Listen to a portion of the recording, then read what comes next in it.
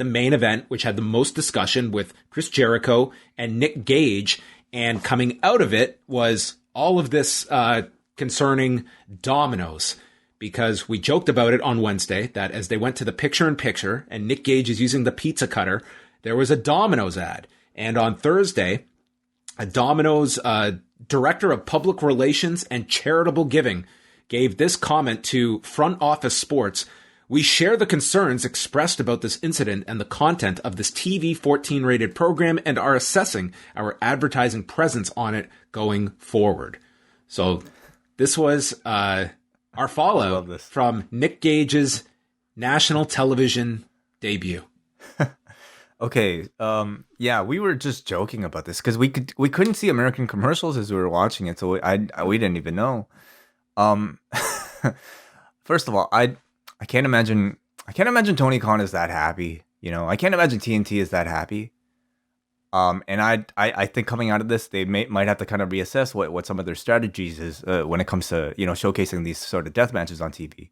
That's the question is, after this, have they now defined what the line is, and did we go past it on Wednesday? And that is not necessarily something that Tony Khan and TNT are going to decide. It's going to be dictated by sponsorship response. And this is one sponsor that has stated they are assessing their position. They have not, you know, made a clear statement either way. But if there is enough of this, then, you know, it's a sign that ultimately we talk about all these television numbers.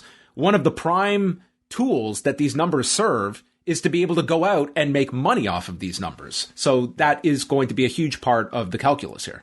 Now, we should also say this was like a 1 in a million occurrence where the weapon that the dude happened to use to slice open another man's forehead happened to be the exact tool that is specifically used for this food item. We're not going to get this like this perfect moment any other time soon with many other like advertisers. Nonetheless, it does put a spotlight on AEW in some mainstream circles, perhaps advertising circles, that this is a blood and gut, quote unquote, a blood and guts promotion. And do they want that, no pun intended, stain on them? I'll tell you who loves this story though, and who truly benefits from it. It's Nick fucking Gage. Okay, you couldn't have asked for a better appearance. And controversy is what makes this legend continue to grow, whether it be from the David Arquette thing to, you know, him like surviving a tournament of death, being brain dead for like 7 minutes. Now getting on national television on his TV debut match and pissing off a lead advertiser in Domino's TV and possibly getting the show into trouble. That is the best, most punk rock thing that could possibly happen coming out of a Nick Gage appearance for Nick Gage, for GCW, for everything he's attached to. Another thing, John, that another brand that is definitely benefiting off of all of this PABST. Is PABST Blue Ribbon, which has quickly become a must-follow Twitter account if you're a wrestling fan. Even if whatever you feel about the beer, okay? Whoever's running the social media account is one of us. And they are just taking it started off with the Matt Cardona feud. They were like sponsoring Matt Cardona just to piss off like Nick Gage. And this Nick Gage story has really kind of like, I mean, they're riding the wave, and it's just been fun as hell seeing PBR go after Domino's. And just it's just been a blast.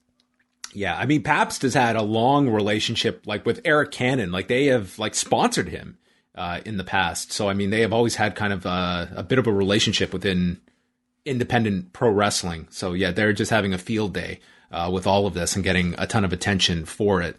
So, nonetheless, like it's an interesting story just to look at of does this match get more spotlight now from people that are making these kinds of decisions, that are sampling AEW and looking at this match, and does this turn them off versus, I mean, the numbers that they bring in, that they look at, hey, this is delivering an audience we want to get to. I mean, the numbers are very impressive what they're doing, but ultimately you don't want too many of these kinds of reactions. And this is limited to one, but it's still worth noting, I think.